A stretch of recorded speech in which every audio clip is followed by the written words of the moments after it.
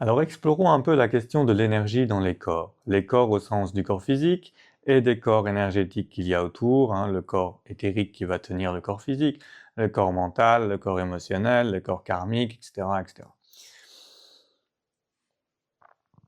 Vous pouvez voir cette énergie, ce qui circule, qui doit s'écouler comme une rivière, un peu comme le sang. Si votre sang circule dans toutes vos veines, alors tout votre corps est alimenté en nutriments, en oxygène, et donc il fonctionne bien. Si vous commencez à couper la circulation parce qu'il y a un caillot, alors ça commence à nécroser et ça commence à mourir. Sur le plan énergétique, c'est pareil. Cette énergie circule, elle circule dans toutes les cellules. Et on a besoin de cette image de circulation pour réussir à s'approcher de la perception de la circulation de l'énergie. C'est là encore un concept. Tant que le concept nous aide à avancer, on l'utilise. Quand il commence à être trop limité par rapport à ce que l'on perçoit, alors on en change. Donc on a cette circulation de l'énergie dans le corps. Si on l'observe, si on dit voilà, je fais circuler l'énergie, on va dire du ciel à la tête, de la tête, je descends tout ça dans les pieds, eh bien je dois le sentir dans chaque cellule et je dois sentir où sont les blocages. Alors je vais trouver un certain nombre de blocages dans mon corps et puis je peux interroger mon corps. Si j'interroge mon corps sur la nature du blocage, il va m'envoyer des souvenirs, il va m'envoyer des émotions, il va m'envoyer des messages. Je peux recevoir ces messages de la même manière que je reçois les messages des guides. Il s'agit de simplement rouvrir son intuition et de dire au mental, tu décodes ce qui est en train d'arriver et surtout tu ne m'ajoutes pas tes propres histoires, ça ne m'intéresse pas. Et donc si tu es capable de me dire oui, c'est parce que tu es dans le mental. Si c'est directement spontané, que tu sais pas d'où ça vient mais que c'est venu tout de suite, alors tu es dans l'intuition. Donc il y a ces blocages qui sont dans le corps et il y a les blocages qui sont dans les corps énergétiques. Pour passer certaines croyances, pour travailler sur cette libération des croyances et libérer son potentiel, il va y avoir des blocages qui seront dans les corps énergétiques. C'est la même chose, cette énergie devrait circuler, ce sont des tores, donc ça devrait circuler sans aucune gêne. Maintenant, il peut y avoir des cailloux et des cristallisations à certains endroits.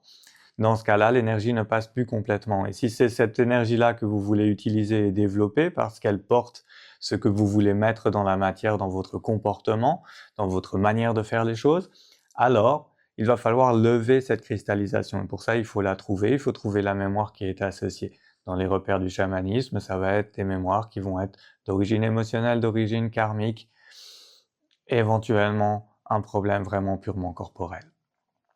Parce qu'il ne faut pas non plus oublier ça, il ne faut pas prendre un biais d'ancrage qui dirait tout est énergétique.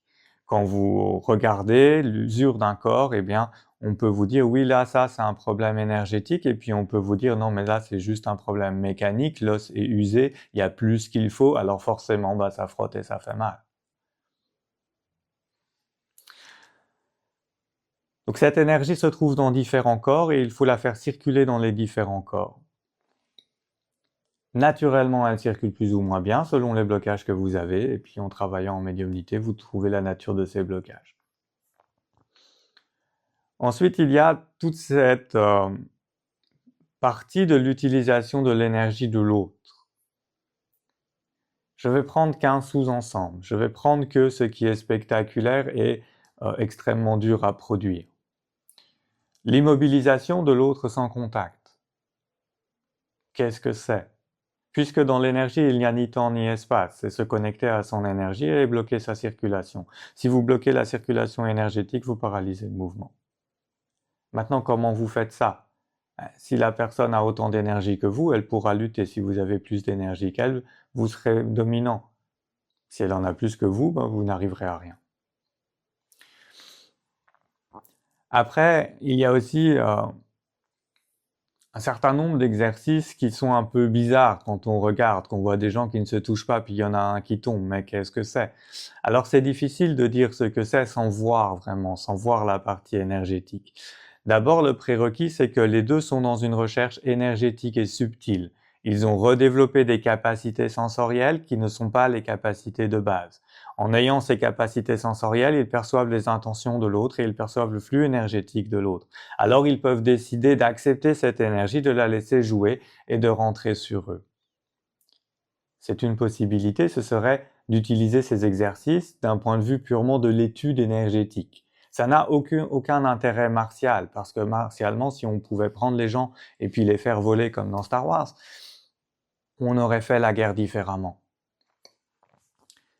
Et puis il y a ceux qui font du spectacle, où là c'est du pur conditionnement mental, en disant je connais le schéma de la technique, alors quand il fait ce geste-là, moi je fais celui-là. Alors on est dans le spectacle, on est dans le théâtre, on n'est pas dans l'étude énergétique. Si vous regardez une vidéo et que vous n'avez pas la capacité à voir les énergies, alors vous ne pouvez pas savoir est-ce que c'est du spectacle, est-ce que c'est de la perception énergétique. Mais vous pouvez simplement avoir ce regard désormais différent en disant d'accord, ce sont des perceptions extracorporelles, et dans ces perceptions extracorporelles, ce qu'ils ressentent peut leur permettre d'avoir cette étude. Cette étude n'a aucun intérêt en combat, elle est simplement un chemin d'étude. C'est un peu faux de dire que ça n'a aucun intérêt en combat, sinon on ne l'étudierait pas. En fait, c'est un complément à la technique, c'est-à-dire que si vous mettez la personne qui vous agresse dans une bulle énergétique pour que son énergie ne puisse plus sortir, donc que votre niveau énergétique vous permet de contenir son énergie. Parce que si vous essayez de contenir l'énergie d'un dragon, vous n'y arriverez pas. Tout simplement parce que son corps énergétique vibre tellement haut que s'il veut passer à travers vous, il passera à travers vous. Mais entre humains, c'est beaucoup plus accessible. Alors vous le mettez dans une bulle et déjà toute sa projection d'énergie ne peut plus sortir. Ensuite vous vous mettez à la périphérie de cette bulle, vous êtes à la périphérie du cercle, vous êtes à la périphérie finalement de sa zone, de son corps, de là où il est fort et de là où il est faible. Si vous êtes à cette périphérie-là et que vous avez bloqué son énergie qui ne peut plus venir sur vous, alors vous n'avez plus grand-chose à faire pour conduire le mouvement. C'est une des choses qui est relatée dans les écrits d'O-Sensei. Il met les gens dans des bulles, et après il travaille à la périphérie. Au niveau des immobilisations, il s'agit de bloquer cette circulation du ki, donc il s'agit d'imposer un arrêt énergétique de la circulation d'énergie, alors le corps s'arrête, parce que sans énergie, le corps ne peut pas se mouvoir. Mais là encore, c'est difficile. Il y a des gens qui font des expériences, qui cherchent à reproduire ça de manière scientifique.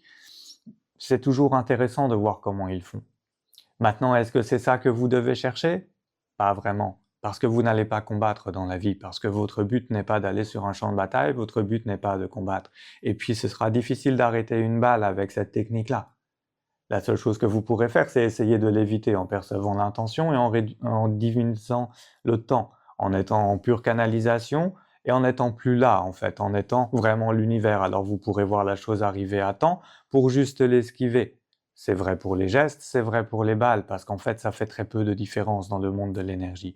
Et alors, on tombe sur ces récits un peu saugrenus de « mais cet homme-là, il est dit qu'il évitait les balles ». Finalement, quand on étudie, c'est possible. Je n'irai pas faire l'exercice, mais c'est possible. Déjà, si vous arrivez à anticiper les coups et à avoir le détachement temporel pour ralentir votre perception et donc être perçu par d'autres comme beaucoup plus rapide que lui, alors que lui est en fait beaucoup plus lent que vous, alors ce sera déjà merveilleux. Le but du Budo, ce n'est pas finalement aujourd'hui dans cette société pacifique d'apprendre à combattre à main nue. C'est d'apprendre à trouver en vous toute cette chose qui va être votre propre réalisation en utilisant la martialité comme un prétexte qui va vous permettre de développer qui vous êtes. Et après, d'avoir une attraction, c'est-à-dire comme ce qui vous arrive dans la vie correspond à ce que vous émettez, comme des aimants, eh bien, si vous n'avez plus cette vibration de victime, si vous n'avez plus cette vibration de celui qui veut se prouver au combat, alors le combat ne vient plus à vous. Alors vous êtes capable de détecter aussi, puisque vous sentez les intentions, ceux qui ont envie d'imposer le combat aux autres. Et il vous suffit de les éviter avant qu'ils arrivent sur vous. Et s'ils venaient vraiment à venir sur vous, alors vous avez votre formation martiale. Et dans cette formation martiale, vous saurez les maîtriser. Mais l'idéal, c'est de ne pas avoir à pratiquer, c'est de ne pas avoir à venir au combat. Parce qu'en fait, vous pratiquez tous les jours, à chaque instant, puisque plus vous allez progresser, plus la vie devient méditation permanente. Donc voilà sur les énergies, l'énergie dans les corps, il faut bien voir ces différents corps, tous les blocages que vous avez, et que le chemin il consiste à lever des blocages. Chaque fois que vous en avez levé, il y en a d'autres qui viennent, et petit à petit, vous arrivez à cet alignement entre l'âme, l'esprit, le corps, et alors la réalisation de qui vous êtes, de ce que vous êtes, et la vie prend une autre tournure, un autre sens, elle devient facile, agréable et joyeuse.